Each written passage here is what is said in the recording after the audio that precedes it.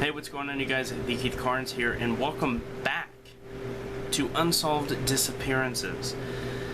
This time around, we're looking at a very mysterious, unsolved mystery, unsolved missing persons case, to be more precise.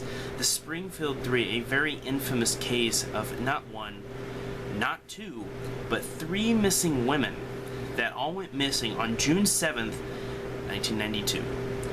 We're going to look at the information, we're going to read the information on this case, I'm going to give you guys my opinion, and I'd love to hear your opinions in the comments below.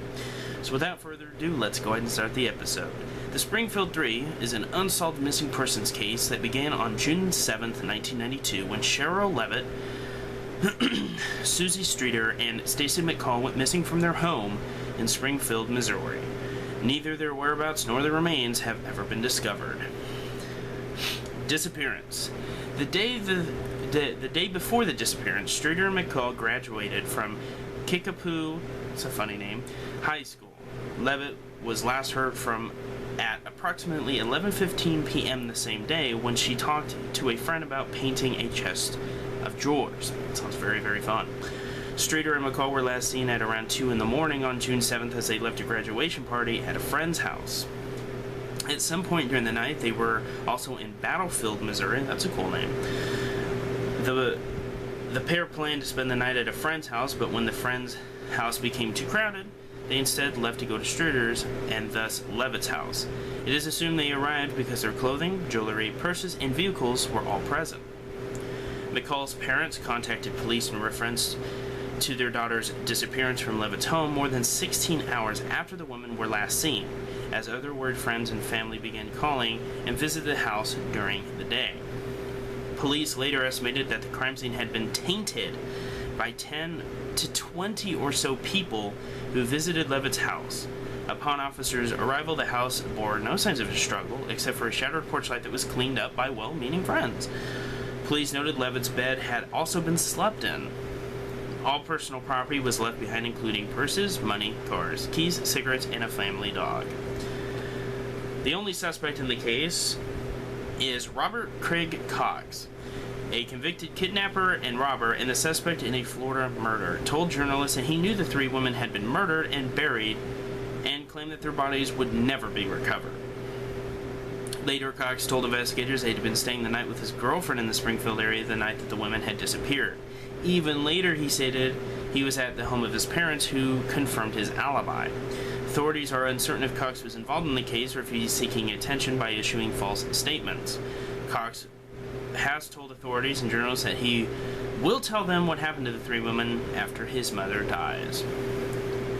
The case remains unsolved despite over 5,000 tips from the public. In June of 1997, a bench was dedicated to the women inside the Victims Memorial Garden in Springfield's Phelps Grove Park. So, that's pretty much the gist of it. Three women go missing, some fucking asshole claims he knows where they are, but isn't going to reveal it until his mom kicks the bucket, and there is absolutely no evidence or even proof that these women really existed outside of June 7th, 1992. No bodies have ever been found, no remains, no tracks of the women, nothing. They just, boom, vanished. So whoever is responsible for this did a very, very good job, unfortunately. What do I think happened? Absolutely these three women are dead. I guarantee it. Will they find them someday? Hopefully, possibly. It's probably kind of 50-50 at this point in time because there's really nothing big going on right now with this case. It's very dead, it's very cold. So, who knows if it'll ever be solved? I hope it is, because, hey, at least their family gets answers, and hopefully their remains are found and they can have a proper burial that these women deserve. I mean, it's bad enough that they were all murdered and went, over 20 fucking years of being unsolved. Hopefully, it won't be long from now, as of this recording, that they are found and brought home to be buried and be able to be mourned by their family. It's a very, very devastating case that not one, not two, but three women go missing. With three women, it might have been the work of more than one person. I would say that is a definite possibility. Robert Craig Cox claims he did it, but then he later says he was with, he says he was with, he said he was spending the night with his girlfriend in the surrounding area when the night women disappeared. And then even later he states that he was at the home with his parents, and his parents confirmed his alibi. So his parents confirmed, yes, he was home. So do I think Robert Craig Cox is really the suspect here? Really, I don't think so. I don't know. You know, it can't be 100% just like anybody else. He could have done it, but I really kind of doubt it, especially with his parents confirming his alibi. I don't really think his parents would cover from him if it meant bringing home 3 women's bodies. It's a very perplexing, very odd, very mysterious case. I mean, 3 women go missing. You know, usually when you hear about a unsolved, missing person, it's always one person. You know, I've covered a couple of these. You know, Ray Grykar and then Zeb Quinn. Those were single people. You know, you had just 2 separate guys, just one guy each. This one, you have 3 women that disappeared. 3 women that were, old enough to fight back at least somewhat.